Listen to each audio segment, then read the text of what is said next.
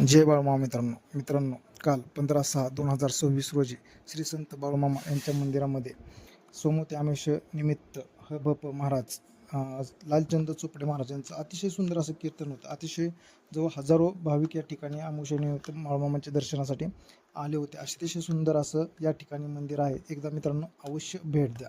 मंदिर खडकी या ठिकाणी आहे. रावणगाव खडकी पुणे सोलापूर हायवेपासून 1 किलोमीटर अंतरावर आतमध्ये आहे. अतिशय सुंदर असं मंदिर आहे. तरी एकदा अवश्य भेट द्या.